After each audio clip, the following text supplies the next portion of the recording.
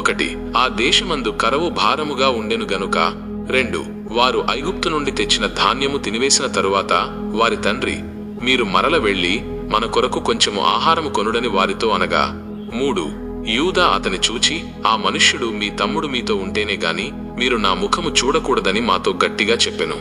4 కాబట్టి నీవు మా తమ్ముని మాతో కూడా పంపిన ఎడలా మేము వెళ్ళి నీ కొరకు ఆహారము కొందుము. 5 నీవు వానిని పంపనొల్లని ఎడల మేము వెళ్ళము. ఆ మనుష్యుడు మీ తమ్ముడు మీతో లేని ఎడల మీరు నా ముఖము చూడకూడదని మాతో చెప్పెననెను.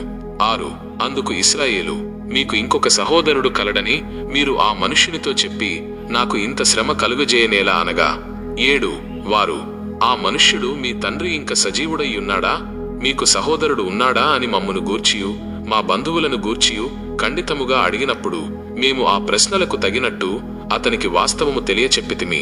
మీ సహోదరుణ్ణి తీసుకొని రండని అతడు చెప్పునని మాకెట్లు తెలియననిరి. 8 యూదా తన తండ్రి అయిన ఇశ్రాయేలును చూచి ఆ చిన్నవానిని నాతో కూడా పంపుము, మేము లేచి వెళ్ళుదుము, అప్పుడు మేమే కాదు నీవును మా పిల్లలను చావక బ్రతుకుదుము. 9 నేను అతని గూర్చి పూటపడుదును, నీవు అతని గూర్చి నన్ను అడుగవలెను, నేను అతని తిరిగి నీ యొద్దకు తీసుకొని వచ్చి మీ ఎదుట నిలువబెట్టని ఎడల ఆ నింద నా మీద ఎల్లప్పుడూ ఉండును. 10 మాకు తడవు కాకపోయిన ఎడల ఈ పాటికి 2వ మారు తిరిగి వచ్చి ఎందుమని చెప్పగా 11 వారి తండ్రి అయిన ఇశ్రాయేలు వారితో అట్లైన మీరీలాగు చేయుడి. ఈ దేశమందు ప్రసిద్ధములైనవి అనగా కొంచెము మస్తకి, కొంచెము తేనె, సుగంధ ద్రవ్యములు, బోళము, పిస్తాచకాయలు, బాదము కాయలు మీ గోనెలలో వేసుకుని ఆ మనుష్యునికి కానుకగా తీసుకుని పోవుడి. 12 రెట్టింపు రూకలు మీరు తీసుకొనుడి, మీ గోనెల మూతిలో ఉంచబడి తిరిగి వచ్చిన రూకలు కూడా చేత పట్టుకుని పోయి మరల ఇచ్చివేయుడి, ఒకవేళ అది పొరబాటయ్యుండును. 13 మీ తమ్ముని తీసుకుని లేచి ఆ మనుష్యుని యొద్దకు తిరిగి వెళ్ళుడి. 14 ఆ మనుష్యుడు మీ ఇతర సహోదరుని బెన్యామీనును మీకు అప్పగించినట్లు సర్వశక్తుడైన దేవుడు ఆ మనుష్యుని ఎదుట మిమ్మును కరుణించునుగాక. నేను పుత్రహీనుడనై ఉండవలసిన ఎడల పుత్రహీనుడనగుదనని వారితో చెప్పెను. 15 ఆ మనుష్యులు ఆ కానుకను తీసుకుని చేతులలో రెట్టింపు రూకలను తమ వెంట బెన్యామీనును తీసుకుని లేచి ఐగుప్తునకు వెళ్లి యోసేపు ఎదుట నిలిచిరి. 16 యోసేపు వారితోనున్న బెన్యామీనును చూచి తన గృహ నిర్వాహకునితో ఈ మనుష్యులను ఇంటికి తీసుకుని పోయి ఒక వేటను కోసి వంట సిద్ధము చేయించుము, మధ్యాహ్నమందు ఈ మనుష్యులు నాతో భోజనము చేయుదురని చెప్పెను. 17 యోసేపు చెప్పినట్లు అతడు చేసి ఆ మనుష్యులను యోసేపు ఇంటికి తీసుకుని పోయెను.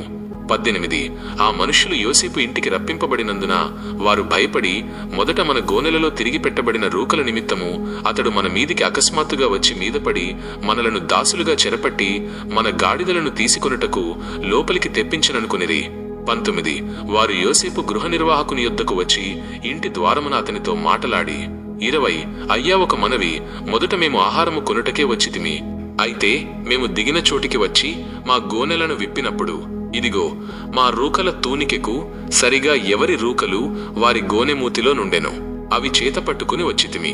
22 ఆహారము కొనుటకు మరి రూకలను తీసుకుని వచ్చితిమి, మా రూకలను మా గోనెలలో నెవరు వేసిరో మాకు తెలియదని చెప్పిరి. 23 అందుకతడు మీకు క్షేమమగునుగాక, భయపడకుడి, మీ పితరుల దేవుడైన మీ దేవుడు మీకు మీ గోనెలలో ధనమిచ్చెను, మీ రూకలు నాకు ముట్టినవని చెప్పి షిమ్యోనును వారి యొద్దకు తీసుకుని వచ్చెను. 24 ఆ మనుష్యుడు వారిని యోసేపు ఇంటికి తీసుకుని వచ్చి వారికి నీళ్లియగా వారు కాళ్లు కడుగుకొనిరి, మరియు అతడు వారి గాడిదలకు మేత వేయించెను.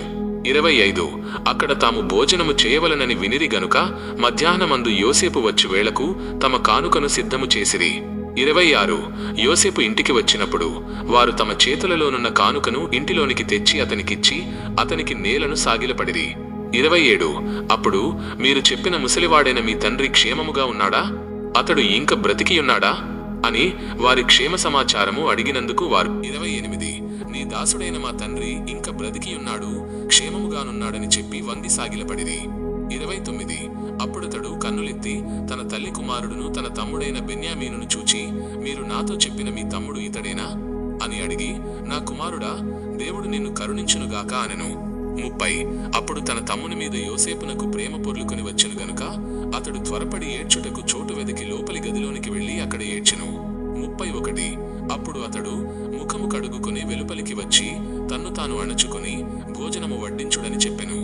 32 అతని అతనికిని వారికిని అతనితో భోజనము చేయుచున్న ఐగుప్తీయులకును వేరువేరుగా వడ్డించిరి.